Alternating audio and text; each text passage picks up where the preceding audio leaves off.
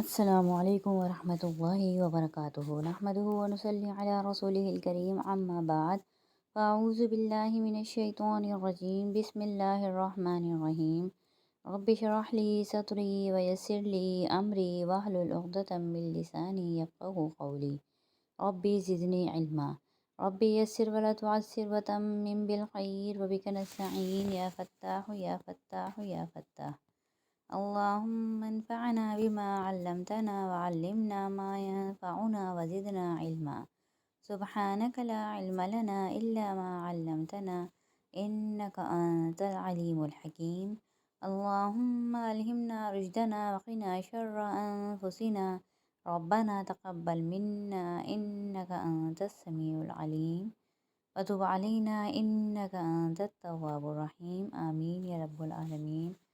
آج کی ہماری سختی ہے کھڑی حرکات۔ کھڑی حرکات میں کھڑا زبر کی سختی شروع کرتے ہیں۔ اعوذ باللہ من الشیطان الرجیم بسم اللہ الرحمن الرحیم۔ یا حا زبر یح، یا کھڑا زبر یا، یحیا یحیا۔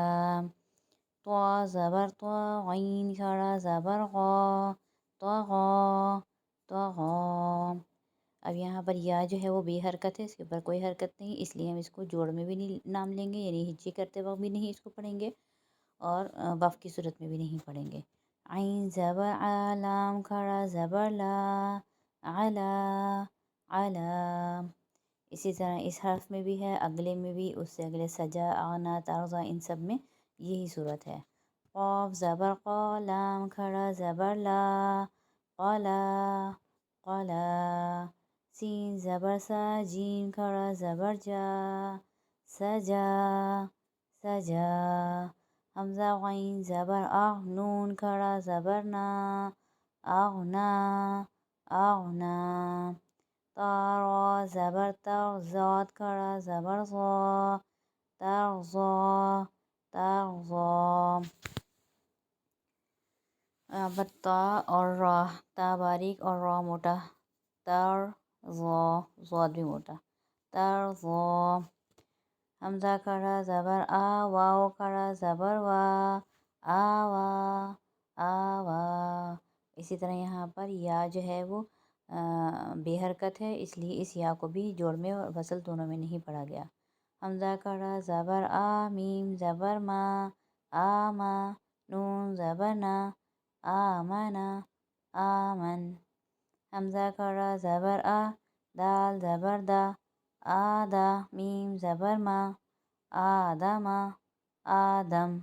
حمزہ کھڑا زبر آ، نون زیر نی، آنی، یا زبر یا، آنیہ، تا دو زیر تن، آنیتن آنیہ۔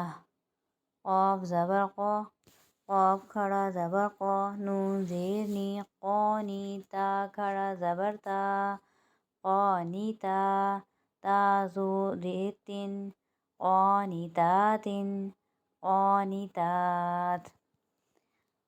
اچھا، ہم نے شروع میں جب تفصیل بتائی تھی تو اس میں یہ کہا تھا کہ اگر کھڑا زبر گول تا کے اوپر آ رہا ہے آخر میں، تو اس کو ہم گول ہا سے بدل دیں گے اور حرکت ساکن ہو جائے گی، لیکن قرآن میں کھڑا زبر گول تا کے اوپر کہیں بھی اس کی مثال نہیں ہے، لیکن قواعد کے لحاظ سے یہ بات بتانی آپ لوگوں کو ضروری تھی۔ امید ہے کہ آج کا سبق سمجھ میں آ گیا ہوگا۔ اللہ تعالیٰ سے دعا ہے اللہ تعالیٰ ہمیں قرآن پڑھنے، سمجھنے اور عمل کرنے کی توفیق عطا فرمائے۔ وآخر دعوانا ان الحمد للہ رب العالمین۔